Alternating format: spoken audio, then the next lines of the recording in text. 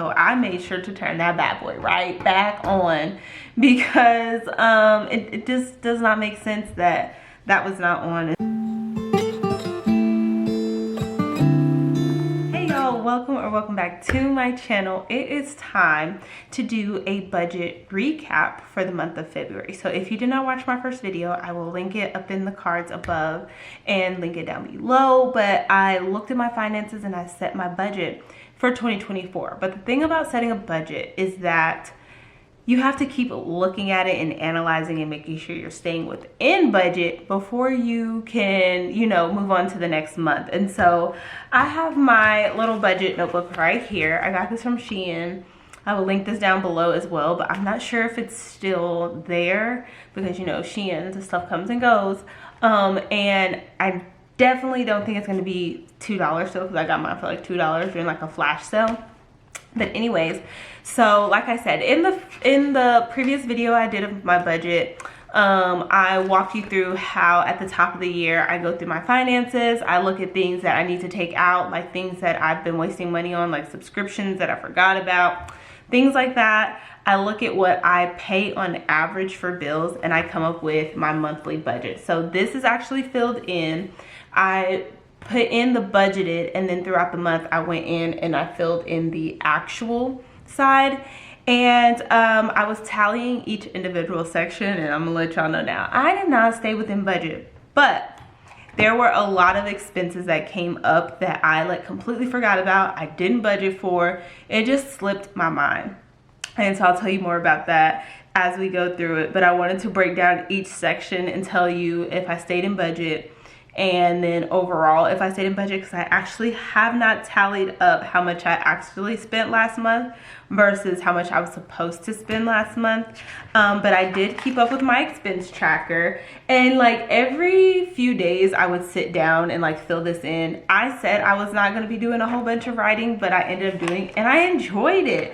But the thing about it is, like I said, there was a lot of things that I paid for that I wasn't expecting to do. We also went out of town, so that factored into a couple of the categories going up. But what I want to do is break this into two parts. I want to go over my budget, over each section, and see if I actually stayed within budget. I didn't. And then I want to show you how I pull from my budget at the end of each month to put into my savings. So I have savings built into my budget, but also savings from the categories where I didn't go over, or I, let's just get into it. All right, so in this planner, it's actually broken into 4 categories. You have transportation, food. It says health. I marked it out because I don't pay for insurance. So for me, that is my tithes and extra expenses. Transportation, entertainment, credit cards, loans, etc., personal, and then the others category is my son's category. So I feel like we should start with my son's category because that one is the easiest, most simple, and it's the one I actually stayed in budget. I keep laughing at myself because I'm like, this is why I don't write it down, because I don't want to see that I didn't stay in budget, but it's okay. So I budgeted for daycare, $680, clothes for the month, $25, his Disney plus $15, and then miscellaneous $25. I actually did end up spending the full $680 on daycare, which is a given. I didn't buy him any clothes or shoes for once. That is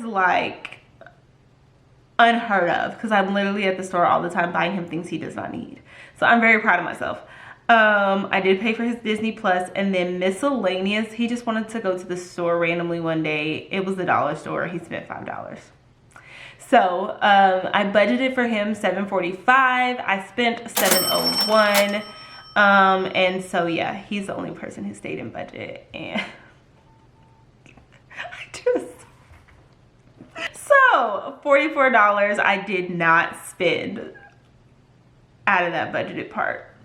Let's go to housing. So housing, I'm gonna tell you now,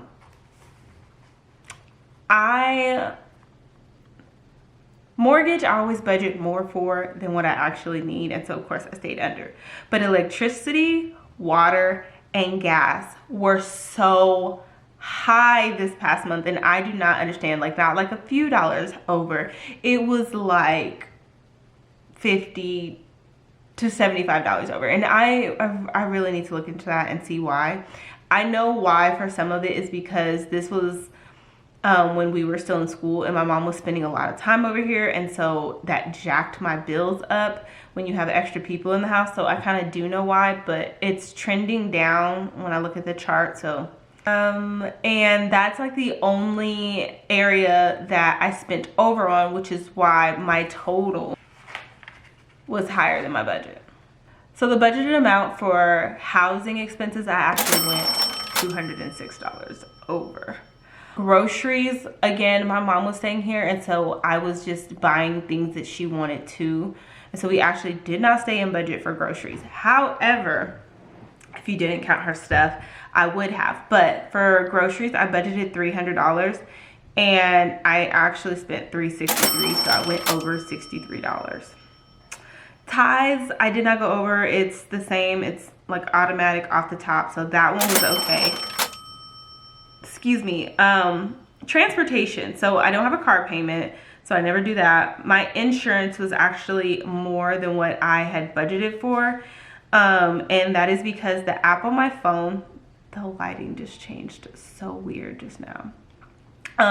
The app on my phone has not been active for a while, and so I lost my discounts, and so I made sure to turn that bad boy right back on, because it just does not make sense that that was not on, and so I paid more in insurance. Fuel, I actually went $7 over in fuel, and I would have been under, but I paid for gas in my mom's SUV when we were out of town. So I paid one way, she paid the other, and so that's why, or else I would have been under budget. And then the rest is this automatic money that I put there for maintenance and repairs for each month. So I actually was $51 over for transportation. Here's where the problems lie. Personal loans / credit cards and miscellaneous under entertainment. Let's do personal. So personal, clothing, I had budgeted $25. I did not spend. I didn't buy any clothing. Personal care items and like things that I needed or maybe didn't even need. I don't even know. Personal care items came out to $98, and I'm gonna explain. I bought some personal care items in bulk from Sam's, which I only buy that like every 2 months, so there's that. But I also forgot I had an eye doctor appointment, and I had to pay a $50 copay, so there was that. And then I actually did spend $10 on something for myself. Hair care, I only bought one product. It was $11. I budgeted for $10. So there's that. And then I also put under there for my Apple storage on my phone, which was like $2. So yeah, for personal care, I was actually $81 over budget. Let's move on to credit cards and loans. So I decided to put a big amount on a credit card so I could pay it off sooner, which was not originally in my budget, but I just decided to do that on a whim when I was paying my bills. And so I actually was $516 over budget for my credit cards because I decided to put a large chunk on that credit card. Entertainment category, I just labeled a section miscellaneous. I actually did not budget for this.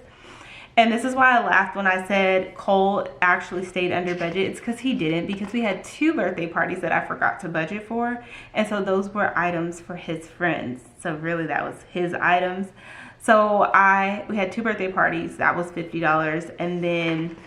And then like a few other miscellaneous things like eating out while we were out of town. We actually didn't spend that much because I took a whole bunch of snacks from home and we were only gone for 2 days, and he was really sick, and so I was taking care of him, so we really didn't eat that much either. So yeah, miscellaneous, which was not budgeted for, was $94, and that is all we spent. So all right, so let's see how much I actually went over budget. Give me a second.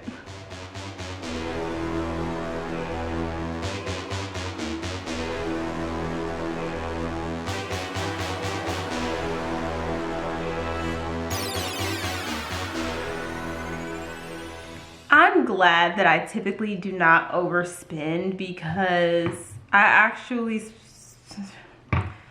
even want to talk about it. I went over budget $967. Granted, a majority of that was paying off credit cards and household bills that just went up drastically for the month of February. And really, if I think about it, I think that those household bills were actually from January. So January, February-ish in there, and then I paid them in February. So again, that was when a lot of people were in my home. But yeah, I went over budget $967. So I gotta do better this month. So, all right, I had to switch locations because that sun was driving me up a wall. So let's talk March. Let's talk about what March is gonna look like. So the thing about my budget, or a budget in general, is that not much needs to change. But if you know you have things coming up, you definitely want to put that in your budget so it's not a surprise and you're not really like caught off guard when these things come, so to say. And the reason I like to live by a budget and stay within a budget is because you have months like this where all these expenses come up and you have to dip into your overflow a little bit. And what I mean by overflow is I always have more in my checking account than just the amount of money I make that month. Like, I always leave some leftover in my account to supplement the next month. And I also pull some and save it. So before we get into March, I actually want to kind of tell you how I built in savings into this. I kind of talked about this in the first budget video, but like under housing, I budget in $25 for saving for any kind of repairs that may come up in the future. That is automatically money saved for me. Like, I'm gonna put that money into savings and move it over at the end of the month. I also budgeted in $20 for like transportation, like car maintenance or something. And when this comes into play is those ever so many months where I have to get an oil change. That's the money I use. That $45 I would push over into my savings account at the end of the month. And then if by any chance I did not go over in a category, or I did not go over in my budget altogether, whatever was left over from this month is what I would have put into my savings. So technically this month I only saved $45, which is not bad. I'm still saving. But if you watch that budget video, you also know that I have like this built-in savings system, because I have my debit account linked to where whatever money, when I swipe whatever change over, it's called keep the change, it puts the change into my savings account automatically. And when I looked at that recently, I don't know what the time frame for that was, but like to date, from whatever time that was, I've actually saved over $1,000 doing that. And so that's a good way to save money. I used to actually budget in savings. I used to put like $100 down for savings, but this month was just a very over budget month, so to say. So anyways, yeah, so that $45 I'm going to move over to my savings, and I actually can do that right now because that was already budgeted into my spending. All right, so that's done. So now let's talk March, right? Okay, so for March, your budget's really not going to change, right? Like, it should not really change, but you have to look at your month and you have to really analyze, okay, what is happening this month? For me, I know my son has 2 birthday parties this month. It's my mom's birthday this month. We have spring break this month, which means we will be out of school. I may spend less in gas running back and forth for that hour drive and hour back every day. But of course, if we're hitting the road, if we're staying in a hotel, like that's gonna count into my budget. So we actually don't have any real plans for spring break, but I do know I always end up spending money. Like, I want to start fixing up my back porch and getting that going. And so in my head, I already know I'm going to have these expenses. I'm going to try my hardest to stay within budget so I can have this extra money to play with, so to say. So I'm actually going to set up my March budget and calendar. I have my budget for March together. I did budget in extra $75 for miscellaneous this time, and I actually budgeted in more for my car insurance, which for me that means areas like spending money on personal care items or clothing, like I don't have to spend that. Like if I don't have to spend it, I won't. If I can stay below our threshold for groceries, that'll help out. Just different things like that to get it down. My goal by the end of the year though is to try my hardest to lower some of my housing bills, because I think that's where the chunk of my money goes, is to housing and credit cards, and of course my big bill, which is my child.